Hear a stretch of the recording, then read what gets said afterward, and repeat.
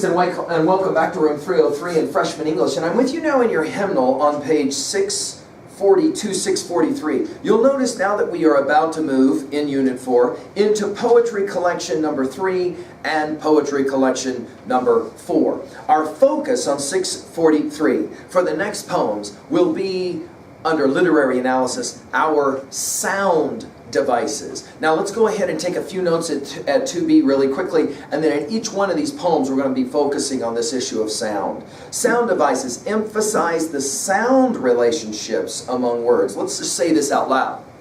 Poetry is understood to be an art form that is first and foremost read and recited aloud.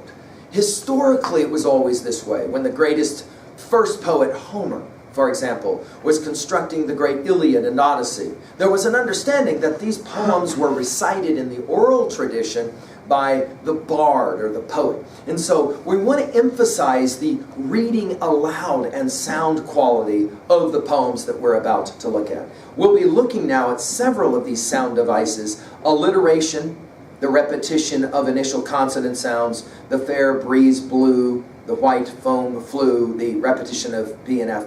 Consonants, the repetition of final consonant sounds in stressed syllables with different vowel sounds, as in sit and cat, that repetition of that last sound. Assonance, the repetition of similar vowel sounds in stressed syllables that end with different consonants, as in seal and meat, that internal sound of E. And onomatopoeia, the use of a word whose sound imitates its meaning, such as pop or hiss. Now, let's point out for your notes, this is huge at level 2B.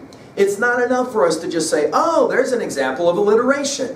Remember, it's the what is it and how does it work. The how does it work part is really important for us. In other words, how does the fact that the poet uses alliteration in any way enhance the overall import of the poem? Okay, so that'll be our challenge for us. Again, we're going to focus on reading fluently, which means we don't read the line, we read the thought, or we read the sentence, okay? Now we're going to meet, first of all, Walter Dean Myer's text, Summer. So let's go to work now with biography on 645. Notice on 644, the big question is, how does communication change or alter us or influence us?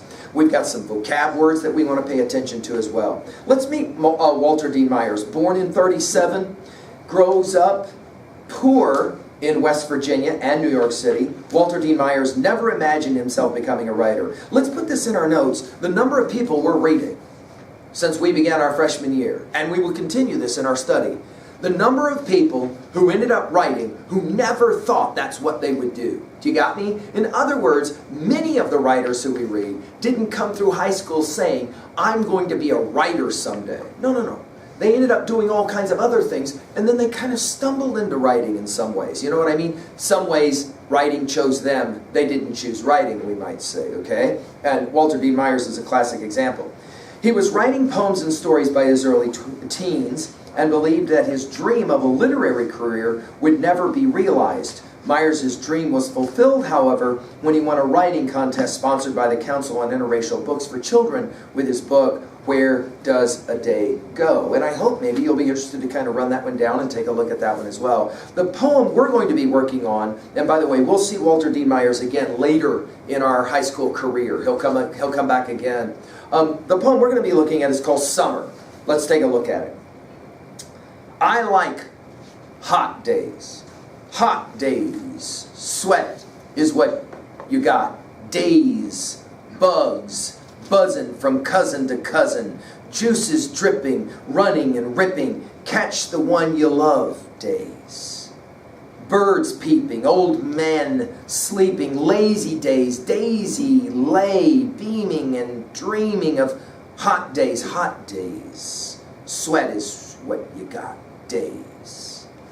Now, I've had students that say this poem starts to sound a lot like rhythms that I know from my youth in childhood, cool little Dr. Seuss-like poems. I have other students that say there's a certain kind of elemental, almost like rap going on here. And depending upon how you emphasize the sound and the rhythm, you got all kinds of interesting stuff going on here, don't you? Now, all of this is intentional, so let's play that game really quickly for your notes. This is called intentionality, poetic intentionality. In other words, Walter Dean Myers is intending to do what he's doing and playing the game that he's playing. Of course, at level 1, this is a pretty simple poem, isn't it? He emphasizes what he loves about summer. Now, at level 3A, we did another text on summer. Remember when we were working our nonfiction piece, and we did another text about summer, and the whole idea that summer for her, at least initially, was not so great. Here, this is, of course, a tribute to summer that hits more of the kinds of things we know when people start talking about why they love summer. Hot days, sweat's what you got days. Notice the repetition of the word days. Bugs, buzzing. Notice again the onomatopoeia of buzzing. From cousin to cousin. In other words, think of it this way at level 1. Summer is the time when we get to spend a lot of time often with our family. In fact, I have students that say, I never really get to see my family until the summer. I've had students, for example, that say, I live in the same house with brothers and sisters, don't even see them in the school year. But in summer, that's when I really get to be with them and play with them and have fun with them, or my cousins. Juices dripping, running, and ripping. Notice all the ing words to end it. Catch the one you love days. Summer is often about falling in love, right? Birds peeping, old men sleeping, lazy days, daisy lay. Notice lazy days and daisy lay have an inverse sense. Did you see it? It's brilliant, right? So you got the L lazy and the L of lay. You got the days and daisies. He's playing games with us, linguistic games with us, right?